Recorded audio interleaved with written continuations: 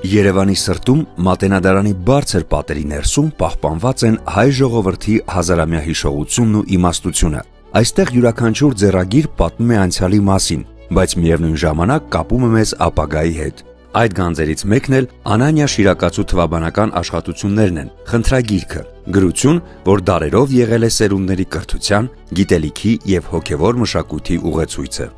Երեխաները սովորում են գիրք ձևավորել։ Մենք ընտրել ենք Շիրակացու, Անանիա Շիրակացու 7-րդ դարի մեր մեծ գիտնականի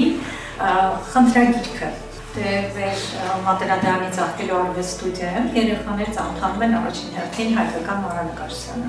միջնադարյան մեր գեղեցկագույն հնագույն արվեստին, ինչի համար ես շատ ուրախ եմ այդ հնարավորության համար, որ թվով 72 երեխայի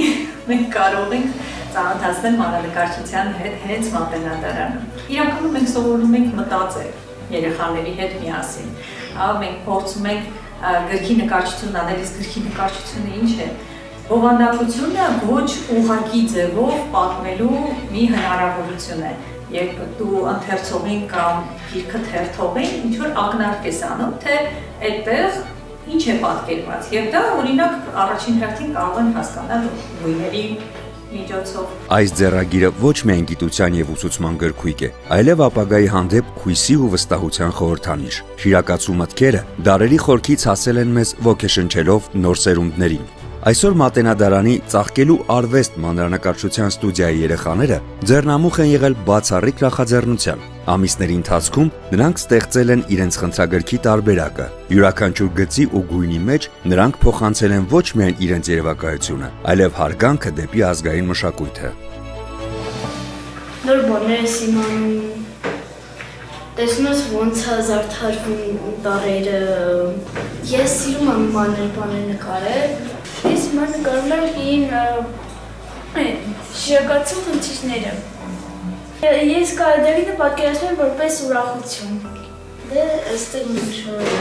ուրիշ ձև է։ Օրինակ այստեղ ազատ աշխատանքներ ունենանք։ Հիմա ես նկարում եմ թռչնատար իմ խնդրի նկարի վրա, որ դնենք։ Սարքում ենք մենք, պատրաստում ենք գիրք ամբողջ խմբով, որպեսզի ցուցադրենք։ Այնտեղ Անանիա Շիրակացու խնդիրներն ենք մենք հիմա նկարում, ու հիմա զբաղվում ենք նրան գլխատարերով։ Երեխաների աչքերով ծնված այս մանրանկարները պարզապես արվեստի գործեր չեն։ Դրանք միաժամանակ ուսումնառություն են, ստեղծագործական ճամփորդություն եւ մշակութային ժառանգության բացահայտում։ Այստեղ հինն ու նորը հանդիպում են միմյանց եւ ծնվում է անսպասելի գեղեցկություն։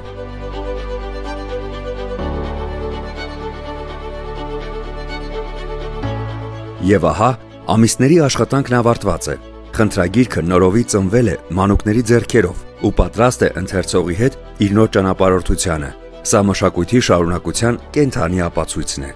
Այս նախաձեռնությունը կյանքի է կոչվել ՄԱԿ-ի գրասենյակի 30-ամյա հոբելյանի շրջանակում։ Այն ևս մեկ անգամ ընդգծում է երեխաների դերը մեր աշխարհի ապագայի կառուցման գործում։ ՄԱԿ-ի առաքելությունը մշտապես եղել է խաղաղության, կրթության եւ զարգացման խթանումը, իսկ այստեղ այդ արժեքները կենդանի են դառնում երեխաների ձեռքով ստեղծված գունավոր էջերում։ Մշակույթի շարունակության այս տրամաբանությունը համահունչ է ՄԱԿ-ի զարգացման ծրագրի խորհրդարանական աջակցության նախաձեռնություններին Հայաստանում։ Ինչպես երեխաները խրախճանականք Անանիա Շիրակացու թվաբանական խնդիրները պատկերազարդ ալբոմ խնդրագրքի էջերում նոր կյանք են հաղորդում անցյալի իմաստությանը, այնպես էլ ՄԱԿ-ի զարգացման ծրագրերը կոչված են անցյալի փորձն ու արժեքները վերափոխել ապագայի լուծումների, նպաստելով գիտելիքահեն քաղաքականության, կրթության եւ հասարակության զարգացմանը։ Այսպիսով, մշակույթի ու կրթության ժառանգությունը դառնում է երկրի զարգացման հիմքը, ապահովելով սերունդների միջև շարունակական երկխոսություն։